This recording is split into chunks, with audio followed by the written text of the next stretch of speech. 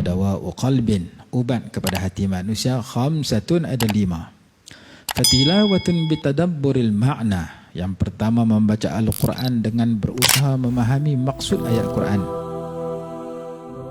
Kullu ina'in yandahu bima fihi, setiap bekas itu menuangkan air yang dimasukkan ke dalamnya terlebih dahulu. Maka kita di sini kita belajar hadis, kita belajar fiqh, kita belajar kitab-kitab dan hukum hakam yang pelbagai. Besok kita akan guna. Yang paling penting semasa kita belajar dan selepas kita belajar ialah menjauhi dosa, menjauhi maksiat. Syakautu ila waki'in su'a hifdhi fa arsyadani ila tarkil ma'asi wa akhbarani bi anna al-ilma nurun wa nurullahi la yuhda li'asi. Aku mengadu kepada hukum-hukum Waqi' tentang buluknya hafalanku, lalu ia membimbingku agar aku meninggalkan maksiat. Dan dia memberitahu kepadaku bahwasanya ilmu itu nur, ilmu itu adalah umpama cahaya, dan cahaya itu tidak diberikan kepada orang yang terjerumus dengan dosa maksiat. Ini syarat amat penting di dalam menuntut ilmu dan setelah menuntut ilmu. Apabila kita menuntut ilmu dengan niat yang ikhlas, dengan adab yang mulia, dengan dosa-dosa yang dijauhi, dengan ketaatan yang dipelihara dan ditingkatkan, Allah Subhanahu wa taala akan mengurniakan ilmu ke dalam hati kita. Dalam kitab Kifayatul Atqiya dikatakan, wa dawa'u qalbin khamsatun fatilawatun bitadabburil ma'na wa lil batnil khala wa qiyamu laylin wat tadarru'u bis sahar wa mujalasatus salihin al fuddala. Wa dawa'u qalbin, ubat kepada hati manusia, khamsatun, ada 5. Fatilawatun bitadabburil ma'na, yang pertama membaca Al-Quran dengan berusaha memahami maksud ayat Quran, melihat ayat Quran dan tafsirannya, seperti membaca ayat Quran dan melihat tafsiran pimpinan Ar-Rahman contohnya, atau tafsiran-tafsiran yang lain. Fatilawatun bitadabburil ma'na. Yang kedua, walil batnil khala, mengosongkan perut, dengan arti berpuasa atau makan yang tidak berlebihan. Yang ketiga, wa qiyamul lailin, melakukan qiyamul lail, sembahyang tahajud walaupun 2 rakaat sekurang-kurangnya. Yang keempat, wa tadarru'u bis sahar, merintih dan berdoa di waktu sahar. Dan yang kelima, wa mujalasatus salihin al fuddala, duduk dengan orang-orang yang baik, yang mulia-mulia. 5 ini terkandung dalam syair itu, dan ditambah di dalam syarah, aklul halal wa huwa ra'su dawa'il qalbi, memastikan makanan yang halal atau sumber rezeki yang halal itu ketua segala ubat hati. Inilah 6 ubat hati yang terkenal, yang dibicarakan banyak kitab, yang diambil daripada kenyataan seorang ulama. Kalau tak silap, ulama itu bernama Al-Imam Ibrahim Al-Khawwas rahimahullahu ta'ala. Jadi di sini kita belajar menghayati 5-6 ubat hati itu. Di sini kita membaca Quran dengan meneliti maksud. Di sini kita berpuasa, di sini kita kurangkan makan, di sini kita qiyamul lail, di sini kita berdoa sebelum subuh, berdoa di waktu sahur. Di sini kita duduk dengan orang-orang yang baik, dengan guru kita yang mulia, dengan kawan-kawan kita yang baik, yang mulia.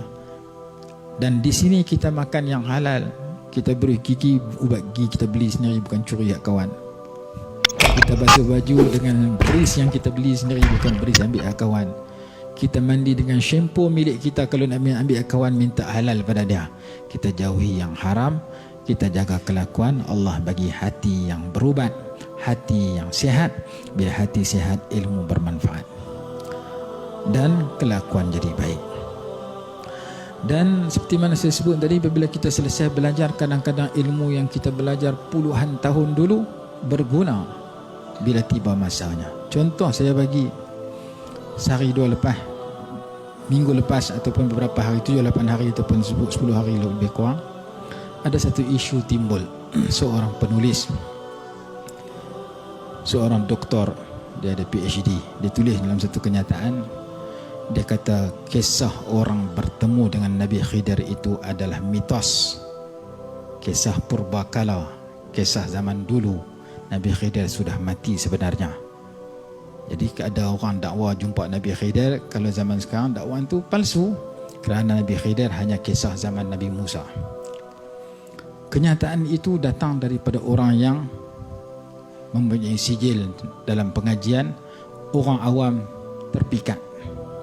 Maka saya teringat, saya mengaji dulu kepada Syekhuna Syekh Nuruddin radhiyallahu anhu wa ardah, jazahullahu khairan katsira, dalam satu diskusi buku, nama kitab itu Al-Kanzul Thari fi Manaqibil Ja'fari, fi Manaqib Syekh Ja'fari, Syekh Saleh Al-Ja'fari, Imam Masjid Azhar. Dalam buku itu disebutkan satu masa Syekh Saleh rahimahullah sedang mengajar dalam Masjid Azhar. Seorang lelaki bertanya, wahai Tuan Imam, wahai Tuan Syekh, adakah di zaman sekarang ini Nabi Khidir masih hidup atau sudah meninggal? Lalu dia jawab, dia tak jawab soalan tu. Duduk, dia kata. Dia tak mau jawab, dia buat-buat tak dengar soalan. Kemudian seorang kedua bertanya, soalan yang mudah. Dia jawab. Orang tu keluar daripada Masjid Azhar. Kemudian dia paling kepada orang pertama. Siapa yang tanya soalan pertama tadi? Saya. Ulang balik soalan kamu. Dia pun ulang. Adakah Nabi Khidir masih hidup zaman sekarang? Jawab Syekh Saleh, orang yang bertanya soalan selepas kamu itulah Nabi Khidir. Yang tanya kedua keluar daripada Masjid Azhar, itulah Nabi Khidir. Maka daripada kisah itu, kita tidak boleh menolak sementah-mentah hanya dengan mendengar ada orang kata Nabi Khidir sudah tiada.